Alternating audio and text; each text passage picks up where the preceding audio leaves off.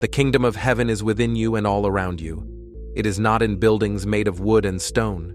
Split a piece of wood and you will find me. Lift a stone and I am there. Could this be God's message that we should strive to seek Him and the things that have been hidden for a very, very long time? Surely you have heard, at least once, about the place where the Vatican's secrets are kept, the Vatican Secret Archives. No one knows the real reason behind why the Vatican tries to hide these secrets from the faithful. We all might not imagine just how many things are hidden from us in the Vatican. Join us as we reveal not all, but 10 astonishing secrets that the Vatican is hiding from us. The Archives translates in Latin to Archivum Secretum, but, contrary to popular belief, actually has little to do with the English meaning of the word secret. In fact, the Latin word secretum refers more to something being private or personal rather than mysterious. The Pope owns the archives till his death or resignation, which houses notable letters and documents dating back to the 8th century. The Secret Archives is home to the largest collection of Catholic books, documents, and doctrine in the world, and boasts letters from famous figures such as Abraham Lincoln and Mary Queen of Scots. So now, let's find out these 10 shocking secrets. Number 1. Missing books of the Holy Bible. In 1684, a perplexing event unfolded within the hallowed walls of the Vatican. 14 books were mysteriously expunged from the Bible.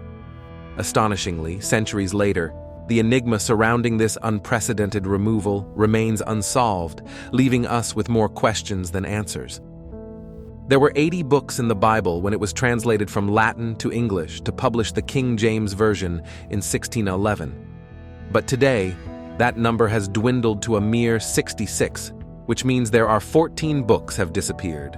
Those are Tobit, Tobias, Judith, Esther, the Wisdom of Solomon, the Book of Sirach or Ecclesiasticus, Baruch, the Prayer of Azariah and Song of the Three Holy Children, the story of Susanna, the story of Bel and the Dragon, the Prayer of Manasseh, 1 Maccabees, 2 Maccabees, 1 Esdras, 2 Esdras. So why were these mysterious books removed? There are a couple of theories that you might be interested. Some say the content of these books didn't fit in with the Roman Catholic Church's doctrine, so they were simply taken out. Others believe they made the Holy Bible too long and confusing, and so they were removed. What actually occurred was people began the trend of setting the 14 books now known as the Apocrypha off into their own section, usually between the Old Testament and the New Testament, as these books were deemed by Martin Luther and other members of the Church as being non-canonical.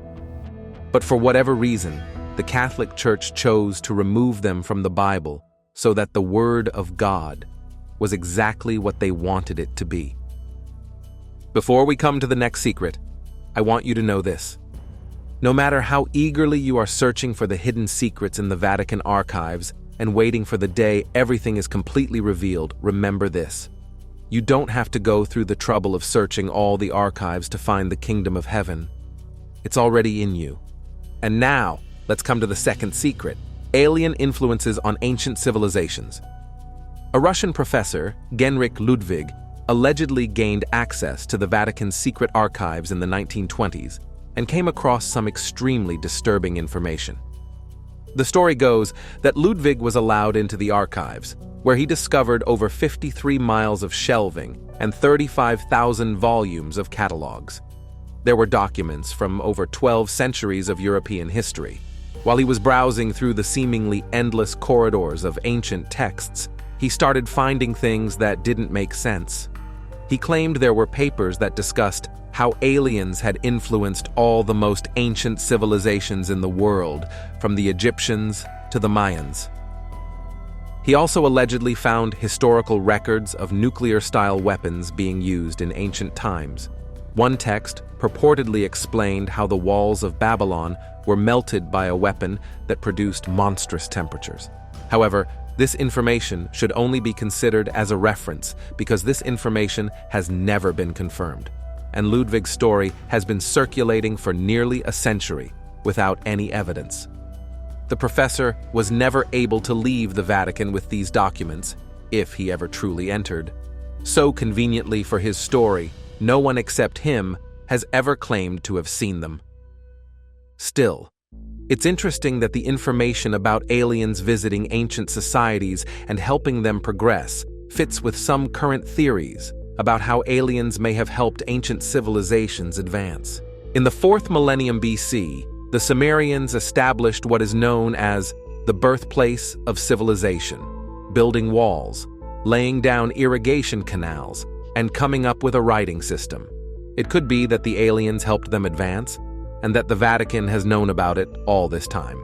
But then again, no one knows what the truth is but the Vatican. Number 3. Exorcisms and demonic paranoia. In 2010, Reverend Gabriele Amorth was 85 years old. Allegedly, he was also the chief exorcist in the Vatican, with a history of treating over 70,000 cases of demonic possession. He had a small office on the 3rd floor of the Vatican, where he operated as an exorcist for 25 years. In an interview with an Italian newspaper named La Repubblica, the Reverend defended his work and freely admitted that he believed the devil was a pure and invincible spirit of evil. He also told the reporters that the devil can speak many languages and that he can transform himself at will and stay hidden when necessary. So, have you ever wondered how much of this is true?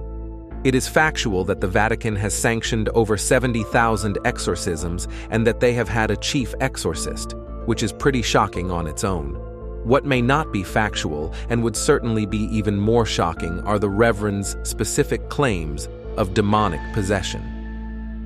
For example, Amorth claimed that the devil infiltrated the Vatican and tried to directly attack John Paul II in 1981. And then, in 2008, according to Amorth, the devil got back into the Vatican and possessed a Swiss-Italian woman named Susanna Maiolo. On Christmas Eve, she attempted to push Pope Benedict XVI down, but was foiled by the pontifical Swiss Guard. She then went back the next year on Christmas Eve during midnight mass and knocked the Pope over.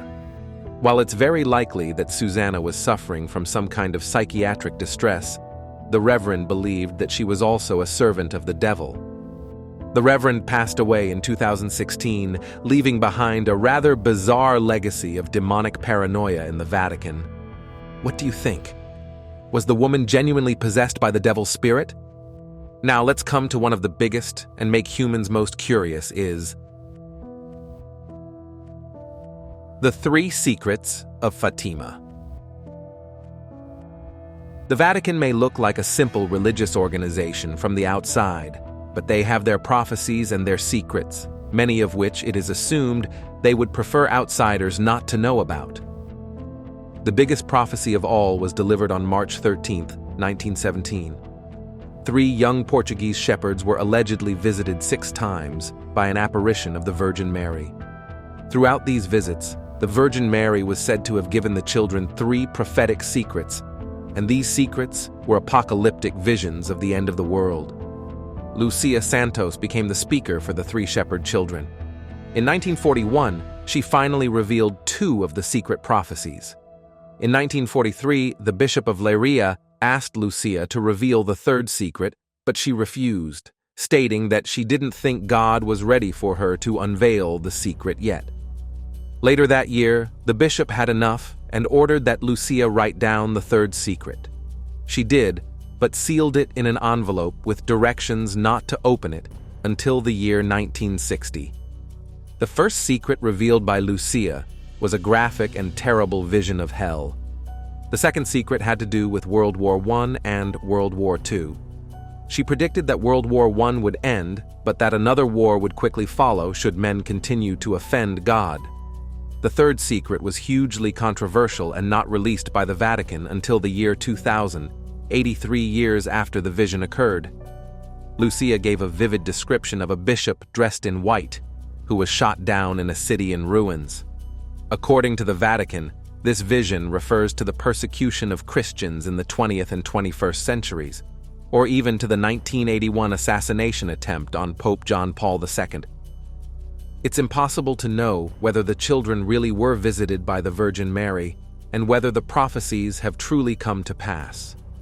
There are still many who believe the Vatican did not publish what Lucia really wrote, instead keeping her secrets to themselves and making something up to satisfy the public, and so this secret remains unknown and, for the time being, unknowable. We have also made quite a few videos about the secrets of Our Lady of Fatima, so if you want to learn more, you can check them out. Number 5. The Vatican made money from the Holocaust. Before we get to this secret, I want you to know that all of this is just speculation and there is no concrete evidence to support it. You should consider this carefully before deciding whether to believe it or not. In addition to aiding the escape of thousands of Nazis from Europe, the Vatican was also involved in helping smuggle Nazi-looted art, golf, and other property belonging to Jewish families. Gerald Posner, an American journalist, says that Bernardino Nogara, the financial advisor to the Vatican, is believed to have been one of Nazi spies. He is believed to have instituted a horrifying scheme that allowed the Vatican to invest money in Italian insurance companies that kept the assets from the life insurance plans of the murdered Jewish families. Since the Vatican was an investor and not a direct insurer, it did not need to return any of the money made using the scheme. Also related to money, the Vatican Bank has been alleged to be involved in a major financial scandal. The Vatican Bank, also called the Institute for the Works of Religion, IOR, has been involved in numerous scandals. A substantial amount of money was paid to the IOR so that it cannot be tracked by Western banks.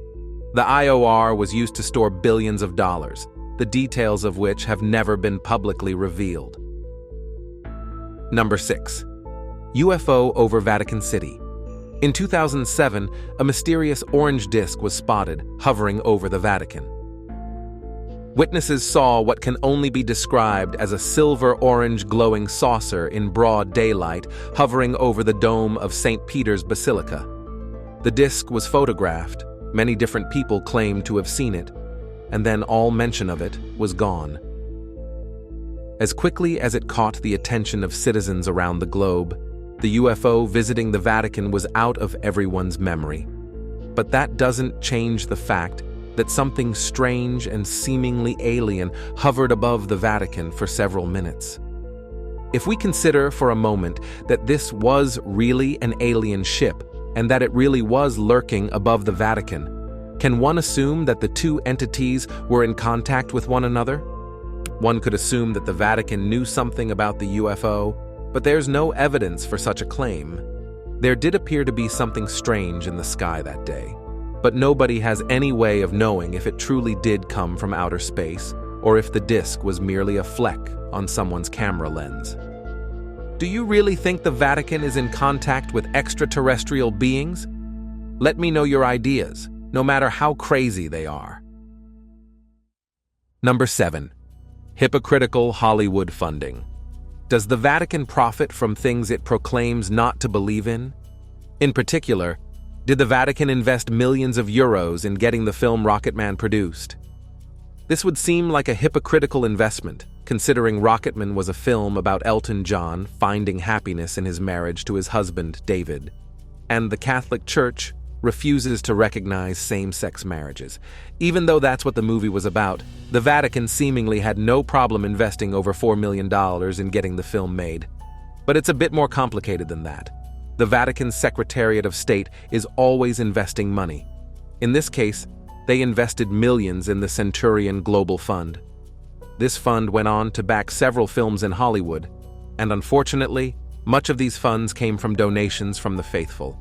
Considering the way investments typically work, the Centurion Global Fund likely kicked back money from the film's profits to the Vatican, though this has not been confirmed.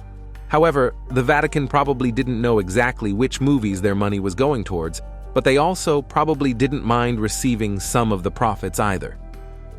Number 8. The Dead Pope's Trial. It was one of the most bizarre things the Vatican ever did, at least as far as we know. In 897 AD, the Catholic Church put a dead man on trial. Known as the Cadaver Synod, the posthumous trial of Pope Formosus was held by Pope Stephen VI, his successor. Formosus was accused of usurping the papacy, despite being dead for 7 months by that point. The body of the Pope was exhumed, dressed in ecclesiastical attire, and brought to the papal court for judgment. A deacon was even appointed to speak on the dead Pope's behalf. He was found guilty. All his acts as Pope were declared null and void. His body was stripped off the garments and dressed in rags. His 3 fingers of benediction were cut off, and his body was cast into River Tiber, where ancient Romans disposed of their infamous criminals for centuries. Number 9. Secret archives full of treasure. There's no place on this planet more secret than the Vatican's secret archives. There are countless rumors and conspiracy theories surrounding what they could be hiding down there. The inside has been described as an underground fortress, but this is just speculation. Everything in the archives is said to be so secretive that the Vatican only allows entry to the most trusted scholars over the age of 75. And while some say there are alien bodies in the archives and wild things like time machines, none of that has been proven to be true. Does this secret, fortress-like archive actually exist? The secret archives do exist, and the truth is that they are full of historical treasures from the Catholic Church, like correspondence related to the Pope, documents related to the excommunication of Martin Luther, as well as transcripts from the trial against the Knights Templar, among many other things. Anything important relating to the Church over the past 1,200 years can be found in the archives. But a lot of this stuff is sensitive material, so the Church is likely never going to let the public get a hold of it. And even if they eventually open the archives to anyone interested, the really sensitive material will likely be stashed away in an even more secure archive somewhere out of our reach. The last secret is, the Vatican is one of the world's highest crime rates. There's one thing about Vatican City that they don't advertise to tourists. They have one of the highest crime rates in the entire world. Statistics show that in Vatican City, 1 to 1.5 crimes are committed each year per person. But does that mean you're going to get robbed and had bad result on a visit to the city? Vatican City actually does have one of the world's highest crime rates per capita, and in truth, this isn't a big surprise considering it's the smallest country in the world in size and population. There are fewer than 1,000 people living here, mostly nuns and priests, but it's not them committing the crimes. There are 18 million tourists who travel each year to Vatican City, and the influx of visitors attracts many petty criminals. Yes, Vatican City has one of the worst crime rates in the world. However, that's only because it's a hub for tourists and religious pilgrims. It's also a paradise for petty criminals who want to steal your wallet. The truth of the Vatican secret archives. The Vatican archives have a lot of medieval material. There's some material dating back to the 8th century, but it is very fragmented and rare. The medieval holdings mainly consist of books of letters and bureaucratic records, which start in roughly 1205, though such items are quite limited for this century. By the start of the 14th century, though, we had loads of letters sent by the popes, petitions granted, and other such administrative records being saved. These give us some fascinating insights into a wide range of aspects of medieval life. For example, the archives hold over 100,000 letters preserved in the main register series alone, that date from the first half of the 14th century.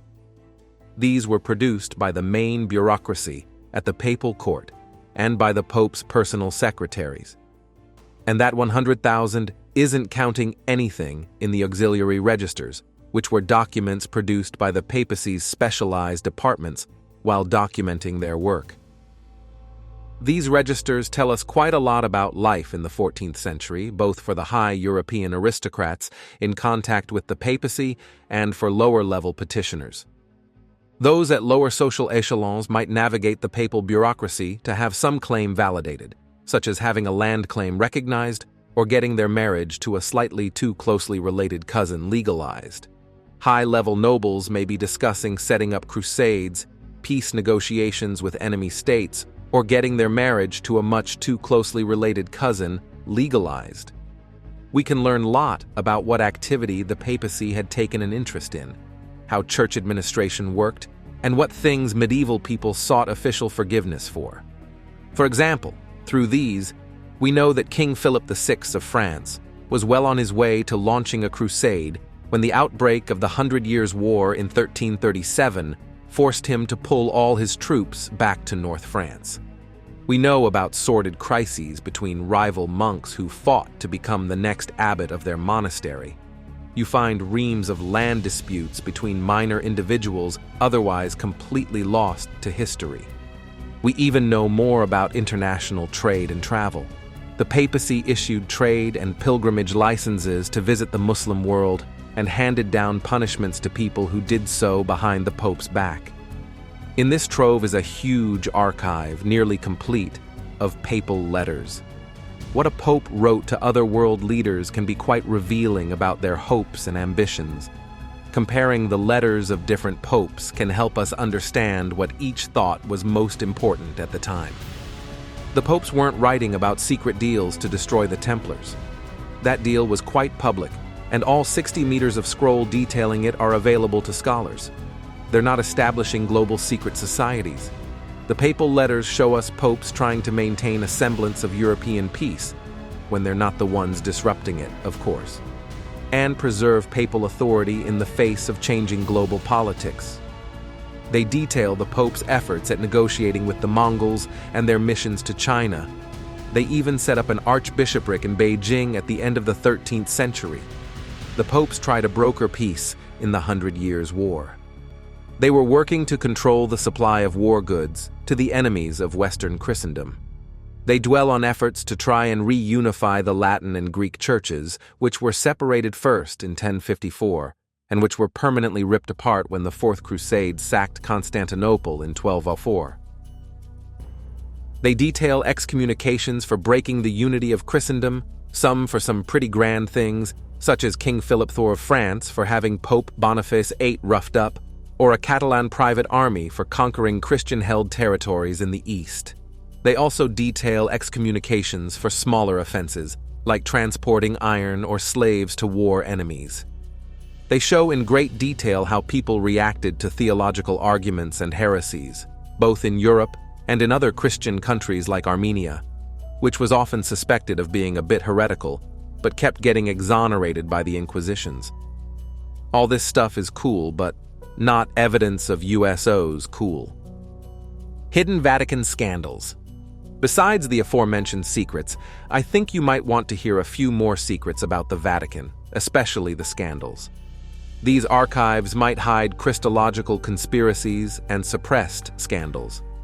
That's not because these scandals were hidden, but because papal scandals were well documented both inside and outside the papacy.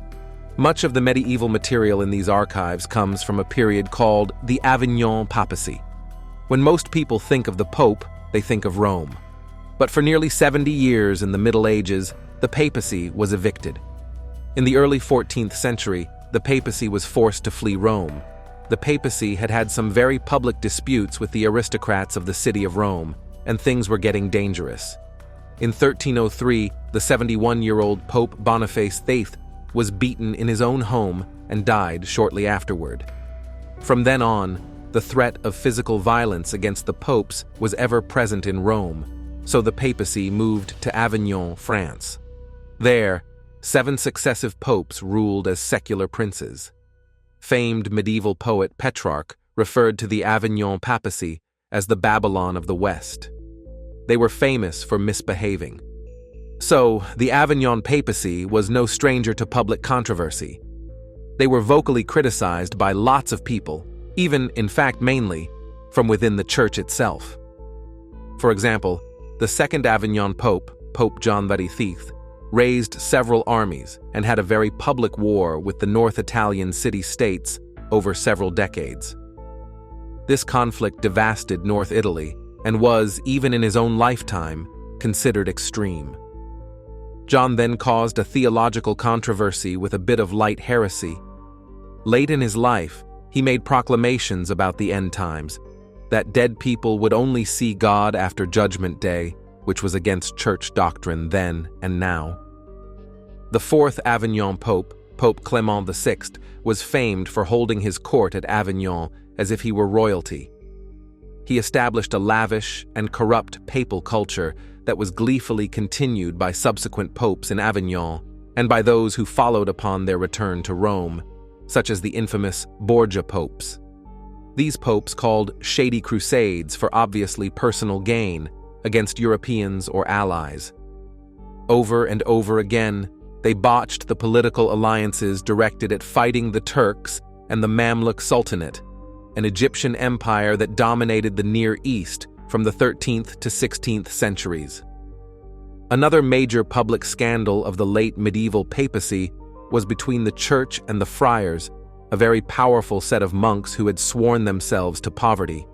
They had a major spat over how much money the church was splashing around on opulent living and secular power struggles, and how much it was neglecting its moral duties. These controversies produced damning criticisms of the papacy. Returning to the Vatican archives, it is difficult to imagine what scandals these records are supposed to hold that wasn't public knowledge at the time. The same goes for most other time periods. For better or for worse, the papacy is a very public, well-scrutinized institution, both now and during the Middle Ages. Might you wonder what the Vatican secret archives look like? Sorry if we disappoint you. If you think that the archive is in a secret underground bunker accessible only by torchlight and hidden doorways, it's completely different. The archive itself rests in what is, effectively, a series of climate-controlled warehouses. Visitors are not allowed to just go for a wander around them. The reasons for this have more to do with mundane things like preserving the collection rather than preventing prying eyes from discovering nefarious secrets. This is simply because many of these books are centuries old, in some cases older than a millennium. They are capital fragile. The ink can be easily rubbed off. The paper or parchment is brittle and at risk of breaking. As a scholar, the part that you do get access to is the archive reading room. Getting access to the archives is by no means easy, however. Here's everything you need to know to get access. You need a letter of recommendation from an established scholar at a reputable research institution. After that, a short interview conducted entirely in Italian is the price of entry. The letter is submitted with an application form well in advance, which specifies what area you're interested in and when you would be using the archives. You then receive a letter inviting you to attend, which you take to the Porta di S. Anna, a side gate of the Vatican City, near the entrance to St. Peter's on your appointed day. After the colorful Swiss guardsman on duty waves you through, you come to the security office. The first time you arrive, you must exchange your passport for a temporary security pass on presentation of your invitation. Then, you're allowed on, past the post office and the car park, to the archives themselves. There you sign into the archives, present all your documentation, and wait nervously for your interview. A certain amount of bad Italian, sign language, and written statements later, assuming everything has been approved, you'll be presented with your real security clearance card. This allows you access to the part of the city with the archives during opening hours, and crucially allows you to get into the reading room.